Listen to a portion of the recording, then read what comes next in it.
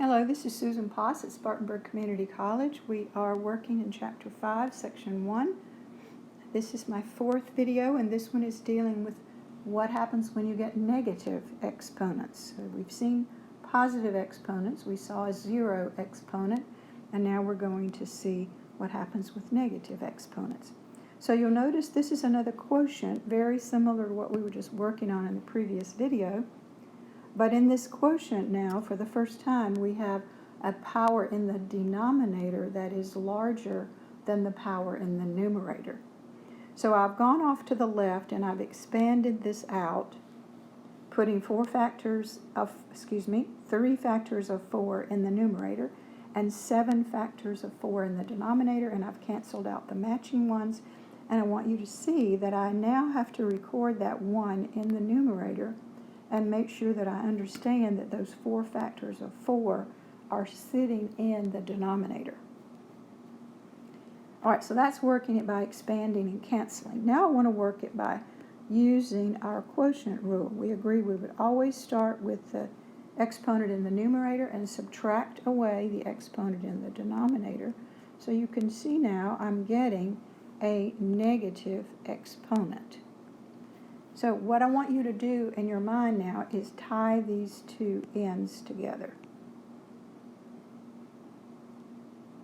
So it turns out that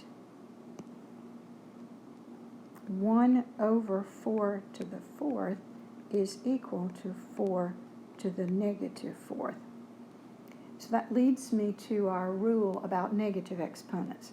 And it kind of has two parts to it.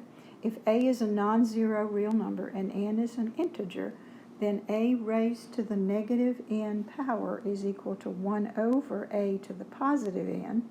Notice that that sign changed as it moved its position. And the reverse of that is true. 1 over a to the negative n in the denominator becomes a to the positive n up in the numerator. So again, something you're going to want to memorize. So let's go work a few examples. I wrote the rule down for you again, up there at the top of the screen. So base 5 raised to the negative 1 power becomes 1 over base 5 raised to the positive 1 power, which is 1 over 5. Now, we've talked about typing this before. If you type this into your calculator, you're going to need parentheses around that negative 1. And again, you may be using a calculator that has a key that looks like that. It may display your answer as a decimal, and I hope that you will figure out how to work on making sure that you can convert that back into its fraction form. All right, so moving to the next one, I see x raised to the negative 1/3 power. And a lot of times your instructions are going to say, write all answers with positive exponents. So if it gives you that instruction, you don't want to stop with x to the negative 1/3. You want to go one more step and make sure that you get that x to the positive 1/3 moved down into the denominator. On this next one, I wanted to show you a couple of ways to think about this. I can think of this as, let's do it this way, like bases, and therefore I add exponents. It's probably the easiest way to think of it.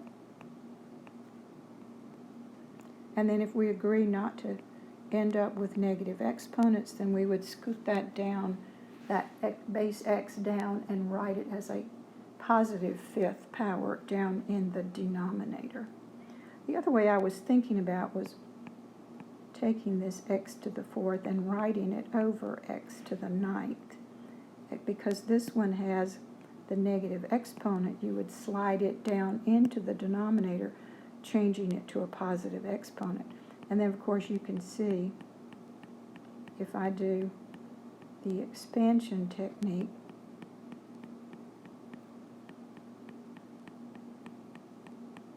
four on the top will take out 4 on the bottom, leaving 5 factors of x on the bottom. All right, last one, base 6 raised to the negative 3rd power is going to become 1 over 6 raised to the positive third power. All right, that's a good place to stop.